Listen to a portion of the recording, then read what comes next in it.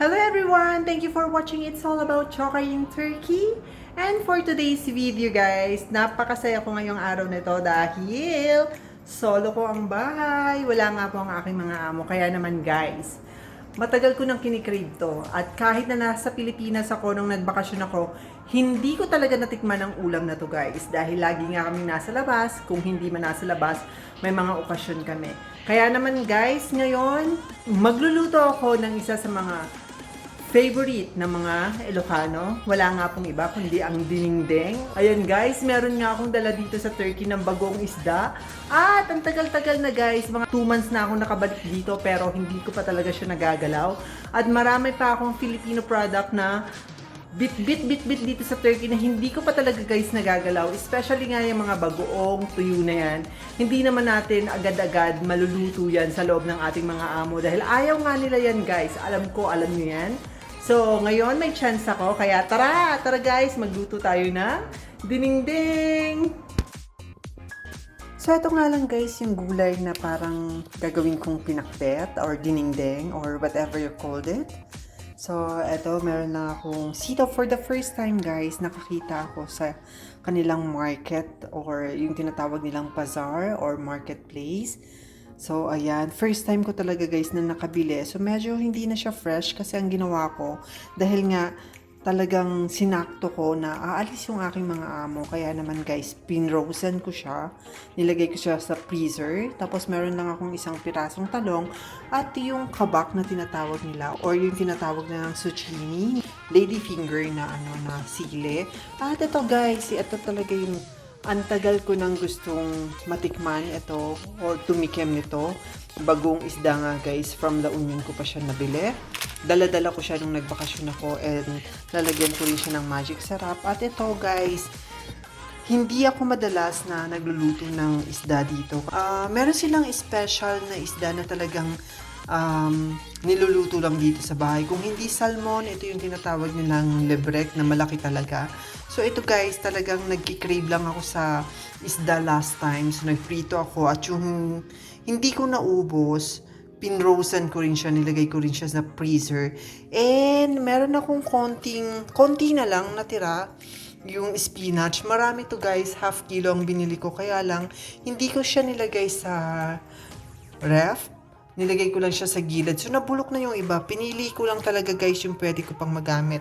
At nag-prepare na rin ako ng sibuyas, kamatis at bawang. Ayan guys, yan ang lahat ng ingredients sa gagawin kong dinengdeng. And guys, magsisimula na nga akong magluto. Usually guys, sa mga Ilocano, naglalagay talaga sila ng luya sa dinengdeng or sa dinengdeng. Kaso wala kaming luya dito sa bahay at dito sa Turkey is napakamahal talaga ng luya. So meron mga bahay na talagang meron silang luya sa bahay nila, pero dito sa bahay guys, hindi talaga sila gumagamit ng luya. Parang ayaw nila sa pagkain 'yon. Pero bawang is gumagamit kami ng bawang. Meron din talaga mga family dito na ayaw ng bawang, pero dito sa amo ko, gustong-gusto talaga nila ng bawang. So, ayun guys, magsisimula na ako magluto. Hindi ako masyadong perfect talaga na magluto ng pinakbet or ng dinengdeng dahil hindi naman talaga ako Ilocana guys. So, ayun, yung kaya ko lang kung paano niluluto yung dinengdeng. Ayun guys, magluto na tayo.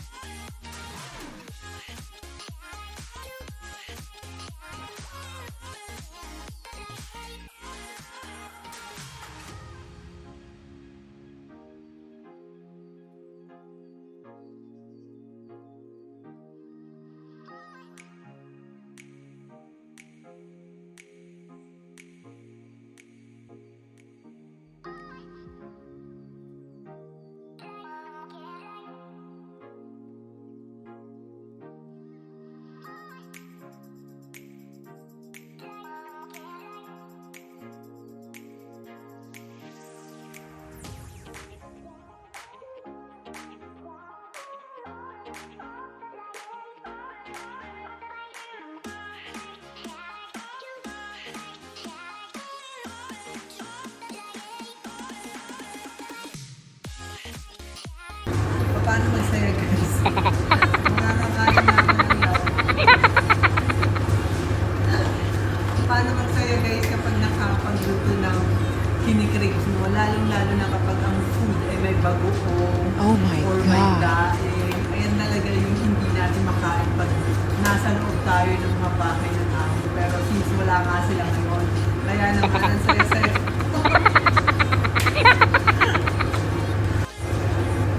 And last but not the least guys, kailangan na natin ilagay ang ating ang tawag dito, spinach. Kasi ito yung pinakamadaling maluto na gulay sa lahat ng gulay na nilagay ko sa aking dinengdeng. So ayan, hindi natin patatagalin guys kasi yung ibang gulay is luto na naman. So konti lang. Ang spinach is madaling maluto talaga guys. So hindi natin kailangan i-overcook ang ating dahon. So parang ano lang siya, dahon ng ampalaya. Walang masyadong sabaw. Ayoko ng masabaw na ante. Ganyan lang. Konting pakulo lang guys eh. Okay na siya.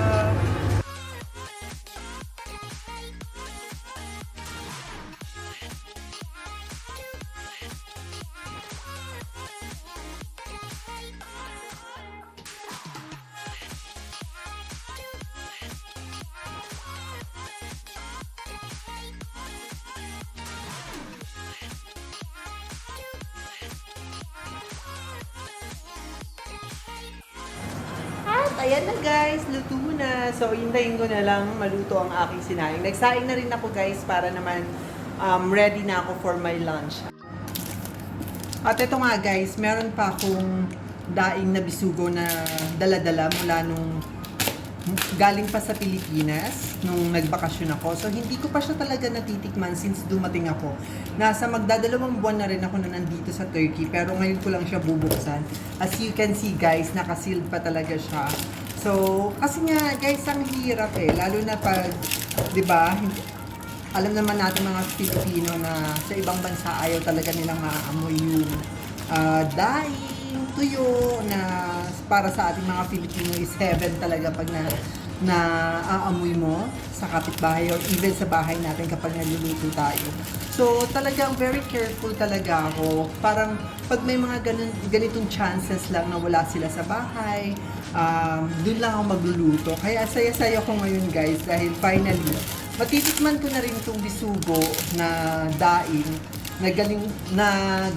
nadala ko pa galing sa Pilipinas. Ayan guys. Hindi naman talaga ako guys na madaing matuyo. Bihira lang. Pero dahil nga wala naman tayo sa sarili nating bansa, no? Kaya paminsan-minsan, nag-crave talaga tayo sa mga pagkain na hindi naman natin usually gusto. Katulad nga nito. Ayan, meron akong bisugo. So, meron din ako dalang dilis na tuyo. Yun yung mabilisan kong naluluto. Pero pag ito kasi medyo matagal-tagal to eh. So, yun lang. Pero yung ibang tuyo kasi guys, ayoko nun. Hindi ako masyadong kumakain ng tuyo. So, yun. Nakalagay din siya sa freezer guys. Kaya tignan nyo, parang fresh pa rin siya. At wala siyang amoy. Wala siyang amoy. Kaya, ayan guys, dalawa lang lulutuin ko kasi ito lang yata yung kaya kong kainin sa lunch. So, ayan guys, magluto tayo. At ito naman, finally, nabuksan ko na. Ayan, ang tagal na nito guys, 2 months na. At hindi ko talaga, parang, maubos ko pa yata ito ng 2 years pa. Parang, uuwi na ulit ako bago ko siya maubos. Kasi, ang dami niya eh. Hindi naman talaga ako masyadong nagluluto ng mga ganito dito. So, ayan. Ayan guys, gagamitan ko siya ng used oil. Kasi, olive oil to actually guys. Parang na-accumulate na lang siya kapag nagpiprito ako ng manok o yung gumagawa ako ng fried chicken. So, sa kanila, ayaw nila yung used oil. Eh, syempre tayo mga Filipino, masyado tayo matipid. And especially, olive oil siya guys. So, nanghihinayang naman akong itapon. Kaya, yun ang gagamitin ko since daing lang naman ang aking ipiprito ngayon.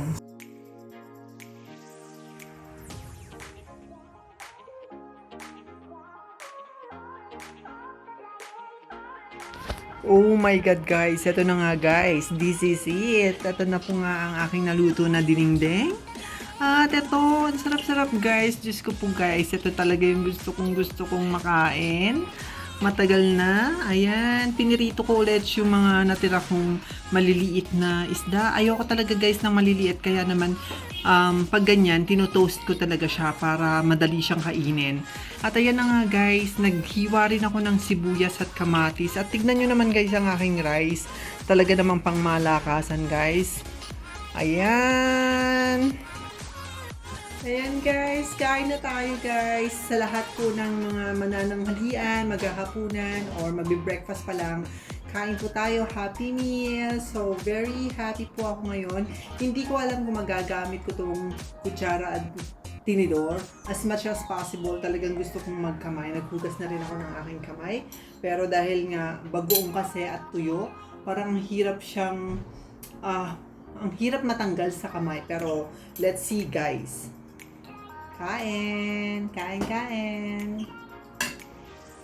Mm.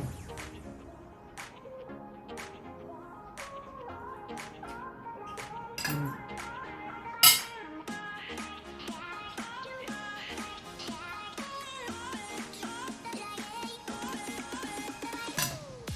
Marunong pa rin pala ako magluto ng dinengdeng. Sobrang sarap guys. Ang tamis ng mga gulay.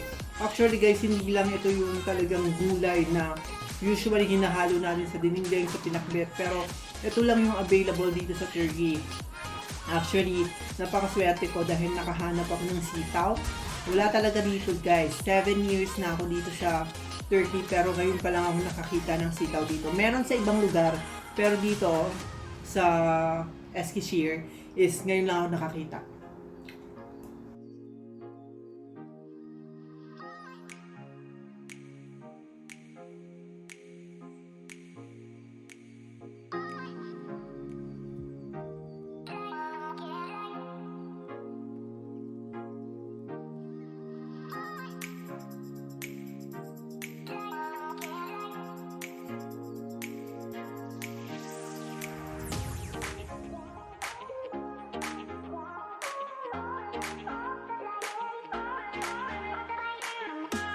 And that's all for today's video guys. Maraming salamat sa panonood.